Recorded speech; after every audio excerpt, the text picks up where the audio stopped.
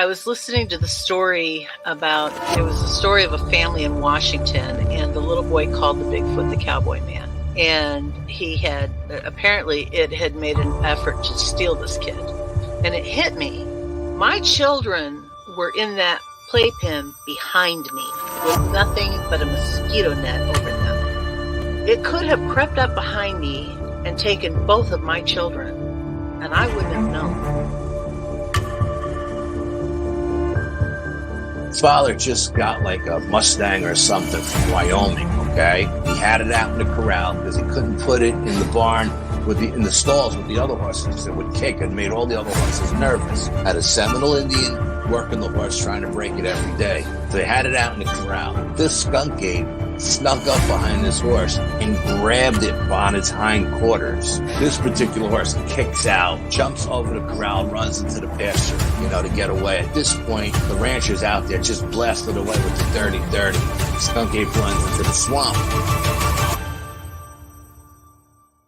I went up there one day after that, or 2 days after that. I went up there and sat in the silence up there, and I'm telling you, man, it was free. It was crazy.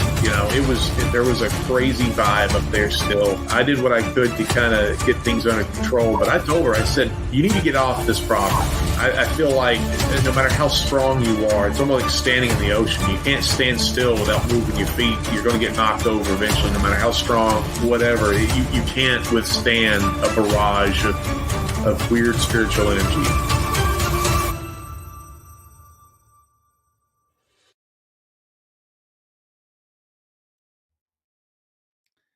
Hey everybody, welcome back to Paranormal Odyssey. Got another short one I wanted to share with you guys today.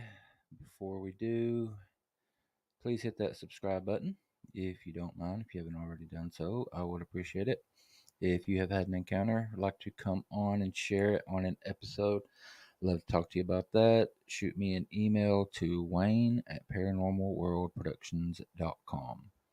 That is the first step in getting that done. So love to hear from you guys. Not only if you want to be a guest, just if you guys want to talk about anything, got any suggestions on future topics to cover or anything to add to any of the stories I've shared, love to hear from you. But you can do that at wayne@paranormalworldproductions.com. All right, I think I'm just going to go ahead and jump in. All right, this one today, I honestly can see someone making a movie about this in the future. It's creepy, but kind of cool to think about. I'm going to be covering The Bus to Nowhere from Philadelphia. Got this one from thecityroute.com and a series, I guess they're doing City Occult. I'm not sure. But I wanted to give these guys the credit for this article. Imagine you're at rock bottom, or maybe you don't have to imagine. You got fired from your job or evicted from your quintessential Philadelphian row home. Tail between your legs, you walk the city at night with heavy thoughts and burdened heart.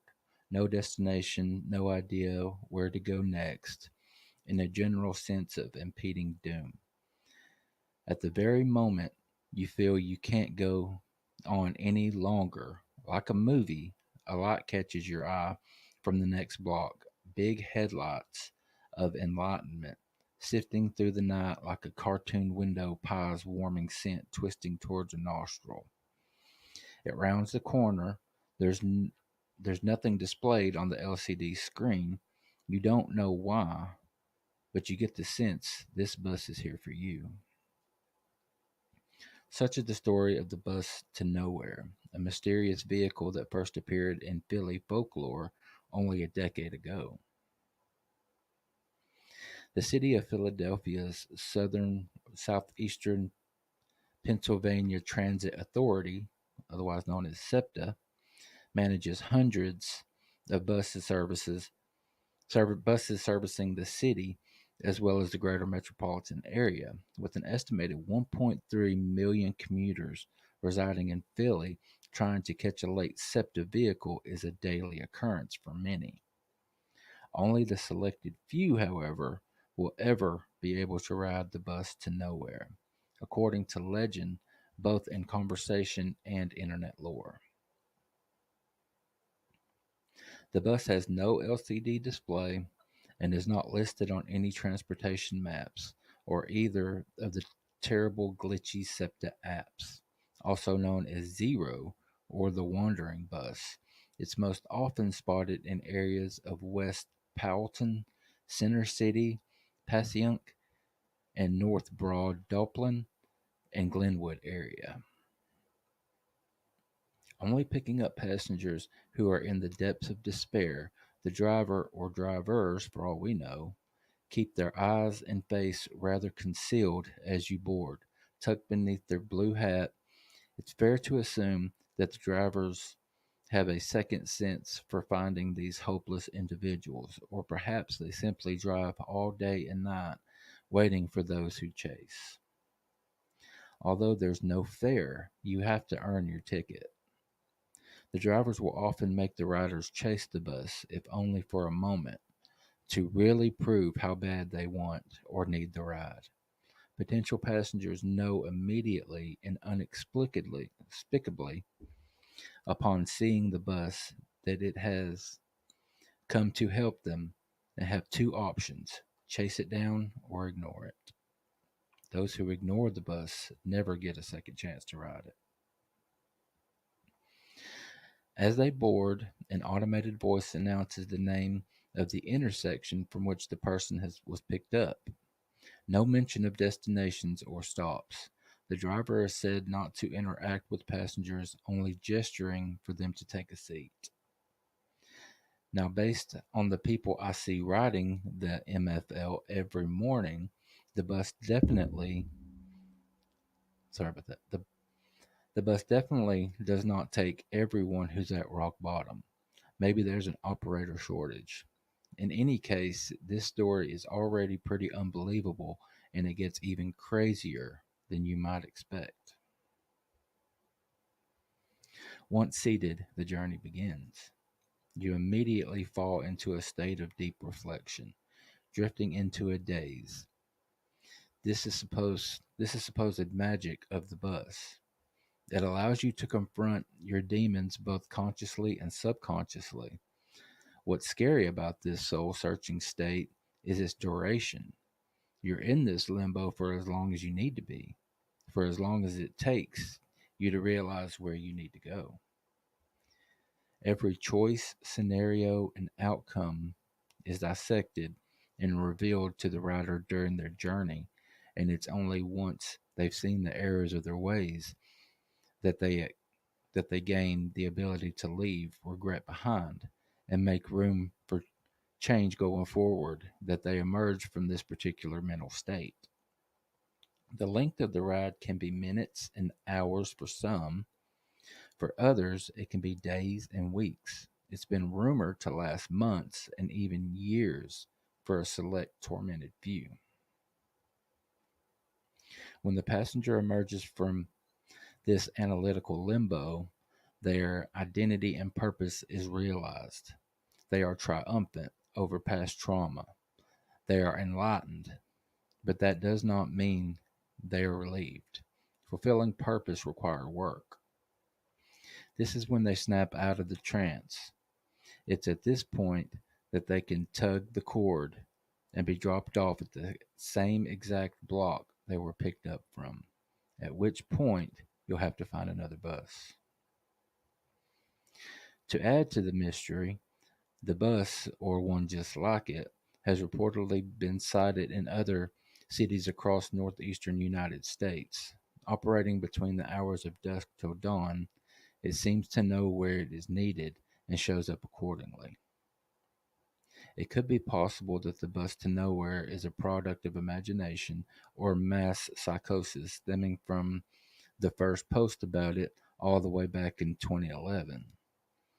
Whether it is or isn't real is impossible for many of us to know. The wandering bus legend was supposedly thought up by comedian and blogger Nicholas Mira who posted this story, Philly Urban Legends, The Wandering Bus, while living in Philly around 2011, despite stories all over the internet alluding to riders who remember the ride. It's likely a ghost story to liven up the boring lives. Nonetheless, if you ever feel unrelenting hopelessness or that your life is over, try taking a walk through the city at night. The mysterious bus just might pick you up for a ride, and a free one at that, without even jumping the turnstile. All right. That would be pretty cool, in my opinion. Definitely creepy, but to get a chance to take a ride like that and reflect on some of the things that's happened in your life, some of the poor decisions you've made, and have a chance to overcome that. Uh, I think that might be interesting to a lot of us. Certainly would me. All right, guys, another one down. Like always, if you have anything to add to that one, shoot me an email, Wayne at paranormalworldproductions.com. Want to remind everybody about Paranormal Odyssey Live, which can be found right here where you are at every Friday night, 7:30 Eastern. Also, Paranormal Odyssey podcast, releasing 2 episodes still every Wednesday and Sunday. Brand new episodes, 2 of them every week. All right. I guess that's just about it. Want to ask everyone to head over to paranormalworldproductions.com. Show some support for all 3 shows: Sasquatch Odyssey, Paranormal Odyssey, True Crime Odyssey. Maybe pick you up some merch and show some support to Brian, myself, Danny, and the Paranormal World Productions team. All right, guys, let's get out of here. Appreciate the support, love from everybody. Thank you for all that you do. Y'all be good to each other. Be good to yourselves. See you next time.